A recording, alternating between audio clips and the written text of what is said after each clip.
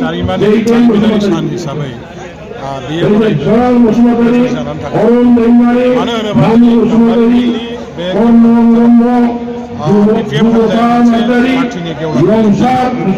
दिनै हाजार बाहागो लाफैदों रायजो राजाफ्रा दिनै फोथारखौ लोमसावहोनाय मोनसे नुथायखौ नुनानै जोङो थारैनो BPF हान्जा साफ्रोमबो रायजो राजाफोरा गोसोआव मोनसे जांख्रिखांनाय गोबां मोननाय BPF हान्जायाव नोंथांमोना मिथिगौ गेवलां मेलाव सिङाव थानाय गासै TMC हान्जानिफ्राय 2000 बारा जोंनि BPF हान्जायाव आरो बेबायदि गोबांथार जोंनि हान्जायाव जइन जाफैनो गोनां दङमोन जायफोरखौ दिनैहाय जों मिथिनायाव रायजो राजाफोरनि जे मोनसे रिपर्ट बे रिपर्ट मथे बिथांमोनखौ जायगा जायगा होबथानानै दोनदों होननायखौ जों मिथिदों। अब्लाबो जेसेखि होबथानो सेस्था खालामा मानो BPF हान्जायाव रायजो राजाफोरनि फैनायनि जे धार होबथानो हानायनि दिनै मानो नागारदों बेखौ गोथाङै BPF हान्जानि रायजो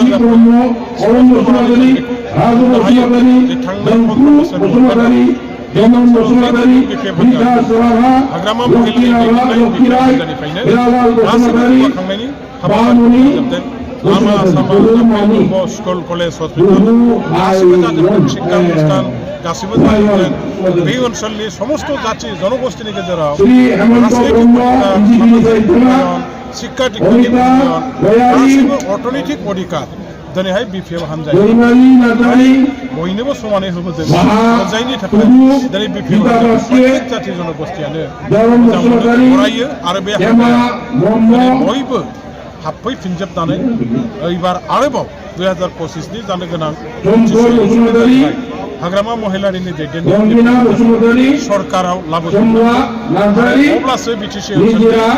गासैबो जौगाखांनाया जाफुंसार जानो हागोन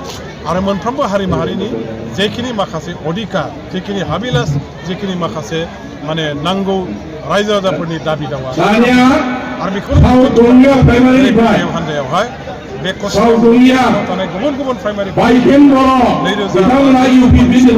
रायजो राजाफ्रा BPL आरो BPF आव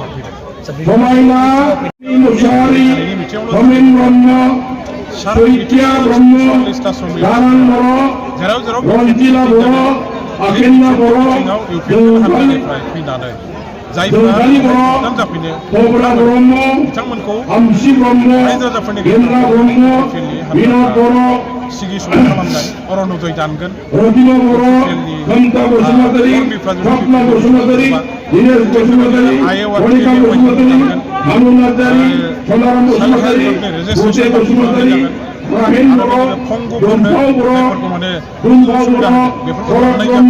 बायदिसिना खाबुनिफ्राय माबा खालामनायनि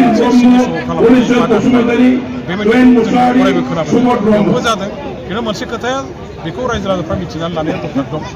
जे दाननो हाया सोरबा अरनोदय आसनि दाननो हाया बे हाबाफारिखौ आदावोब्ला गोबां जोंनि बेसेबां बिथांमोनहा बिथांमोननि बेबायदि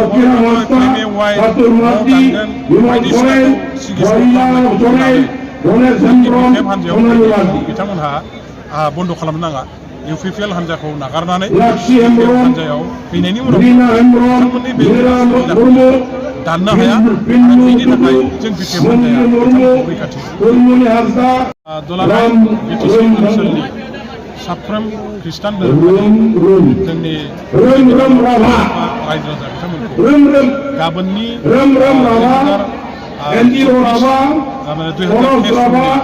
2023 डिसेम्बराव जानो गोनां बे रासारगे राभा, अजित राभा, सन्जीव राभा, गोसो गोरबोनि गबेश्वर राभा, लोगोसे शिवलाल राभा, बिथांमोननि शंकर उराव, फोरमायहरनाय जाबाय भारती उराव, इस्लाम धोरोमनि सोनाली उराव, गेजेरजों मनाली उराव, बे रानिका उराव, जाय जाय अमृत बिथांमोना उराव, बे धोरोमखौ सिबिदों बे धोरोमनि गेजेरजों दीपेन राभा, समाजनि जयंती बसुमतारी, तुलसी बसुमतारी, ओनसोलनि जौगाखांनाय सुभाषिस नार्जारी, खौसेथि इउपि गोरोबनाय गोरोबनाय, बिजय बर' बेनि थाखाय जाहाथे बिथांमोनहा बिथाङा इउपि सेक्रेटारिमोन इउपि बिलनि बुब्लियाव बिजय बर' बेखिनिखौ जिल्ला हरनायजों लोगोसे राभा आसा खालामदों।